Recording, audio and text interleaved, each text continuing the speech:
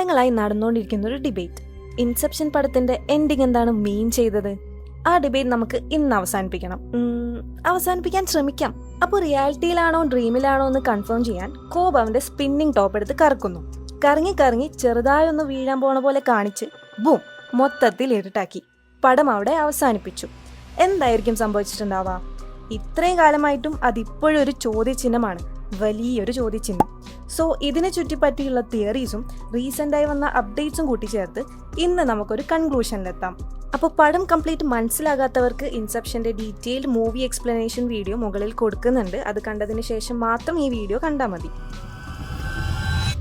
Through out ഈ പടത്തിൽ Cobb അവൻ്റെ ഡ്രീംസിലും ഗിൽറ്റിലും അവൻ്റെ നഷ്ടങ്ങളിലൊക്കെ ലോസ്റ്റായി റിയാലിറ്റി ഏതാ ഡ്രീം ഏതാ തിരിച്ചറിയാൻ പറ്റാത്ത അവസ്ഥയിലാണ്. അവൻ്റെ മെയിൻ ഉദ്ദേശം തന്നെ ഇതിൽ നിന്നൊക്കെ രക്ഷപ്പെട്ട് അവൻ്റെ കുട്ടികളുമായി ഒരുമിക്കുക എന്നതാണ്. അങ്ങനെ പെടാപ്പാട് പെട്ട് ചെയ്യേണ്ട കാര്യങ്ങളൊക്കെ ചെയ്തു തീർത്ത് ഫൈനലി അവൻ്റെ കുട്ടികളുമായി ഒരുമിച്ചു. അവനും ഹാപ്പി, നമ്മളും ഹാപ്പി. അങ്ങനെ ഇരിക്കെ നോളൻ നമ്മുടെ തല പുകയ്ക്കാൻ വീണ്ടും വലിയൊരു ചോദ്യചിഹ്നം മുന്നിലിട്ടു. അപ്പോൾ ഇത് ഡ്രീമാണോ റിയാലിറ്റി ആണോ?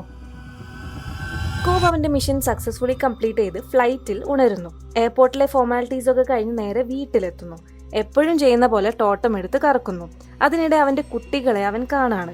പിന്നെ അവൻ അതിൻ്റെ റിസൾട്ട് ഒന്നും നോക്കാതെ അവരെ കണ്ട സന്തോഷത്തിൽ അവരുടെ അടുത്തേക്ക് പോകുന്നു. പിന്നെ നമ്മളെ കാണിക്കുന്നത് ആ തോട്ടം കറങ്ങിക്കൊണ്ടേയിരിക്കുന്നതാണ്.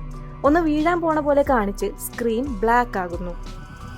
നോർമലി ഈ പടത്തിൽ ടോട്ടം എന്ന് പറയുന്നത് ഡ്രീമിൽ നിന്ന് തിരിച്ച് റിയാലിറ്റിയിൽ എത്തിയെന്ന് കൺഫേം ചെയ്യാൻ അവർ യൂസ് ചെയ്യുന്ന ഒരു ടൂളായിട്ടാണ്. പടത്തിലെ ഓരോ ക്യാരക്ടേഴ്സിനും ഡിഫറെൻറ്റ് ടോട്ടമാണുള്ളത്. അതിൻ്റെ ക്യാരക്ടറിസ്റ്റിക്സും വർക്കിങ്ങും അവർക്ക് മാത്രമേ അറിയാൻ പാടുള്ളൂ. അല്ലെങ്കിൽ അറിയുന്നവർക്ക് അതിനെ ഇൻഫ്ലുവൻസ് ചെയ്യാൻ സാധിക്കും എന്നാണ് പറയുന്നത്.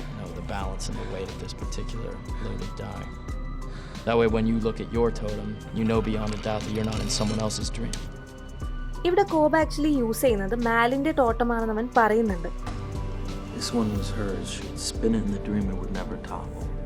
അപ്പോൾ അത് അവൻ്റെ പേഴ്സണലൈസ്ഡ് ആയിട്ടുള്ള റിയാലിറ്റി ചെക്കിംഗ് ടൂൾ അല്ല. അവൻ്റെ റിയാലിറ്റി ചെക്ക് മാലിനായി ഇമോഷണലി കണക്റ്റഡ് ആയിരിക്കും.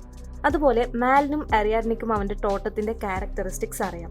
സോ ഈ ടോട്ടത്തിൻ്റെ റിസൾട്ട് നമുക്ക് അത്ര റിലയബിൾ ആയി കണക്കാക്കാൻ സാധിക്കില്ല. ഈ പടത്തിൽ നോളൻ ഒളിപ്പിച്ചു വെച്ച കുറച്ച് ക്ലൂസ് നമുക്ക് നോക്കാം.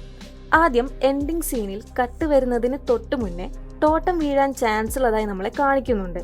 അത് ആക്ച്വലി കോബ് റിയാലിറ്റിയിലാണെന്ന് നമുക്ക് ഹിന്റ് തരുന്ന പോലെ ഉണ്ടായിരുന്നു. പിന്നെ എപ്പോഴും കുട്ടികളെ കാണിക്കുന്ന സീൻസ് അവരുടെ ഫേസ് റിവീൽ ചെയ്യാറില്ല. അവർ തിരിഞ്ഞു നിന്ന് കളിക്കുന്നതാണ് കാണിക്കാറ്. പക്ഷേ എൻഡിങ് സീനിൽ അവരുടെ ഫേസ് റിവീൽ ചെയ്യുകയും അവർ കോബിനെ നോക്കി സന്തോഷത്തോടെ വരുന്നതും കാണിക്കുന്നു. അതുപോലെ ഡ്രീമിൽ അവൻ കാണുന്ന കുട്ടികളും എൻഡിങ്ങിൽ കാണിക്കുന്ന കുട്ടികളും തമ്മിൽ ശ്രദ്ധിച്ചു നോക്കിയാൽ ഏജ് ഡിഫറൻസ് കാണാം.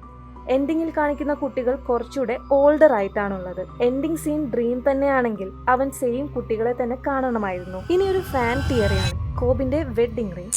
ഇവിടെ ഫാൻസ് പറയുന്നത് ഡ്രീമിംഗ് സീനിലെല്ലാം തന്നെ അവൻ വെഡ്ഡിംഗ് റിംഗ് ഇട്ടിട്ടുണ്ടായിരുന്നെന്നും റിയാലിറ്റിയിൽ അവന്റെ കയ്യിൽ റിംഗ് ഒന്നും കാണുന്നേ ഇല്ലെന്നുമാണ്. എൻഡിങ്ങിൽ അവന്റെ കയ്യിൽ റിംഗ് ഒന്നുമില്ല. അപ്പോൾ അത് റിയാലിറ്റി ആവാനാണ് ചാൻസ്. അതുപോലെ 2023-24 അനലിസ്റ്റുകൾ പറഞ്ഞത് മേൽ പറഞ്ഞ ക്ലൂകളെല്ലാം തന്നെ ഇന്റൻഷനലി നോളൻ അവിടെ പ്ലേസ് ചെയ്തതാണ് എന്നൊക്കെയാണ്.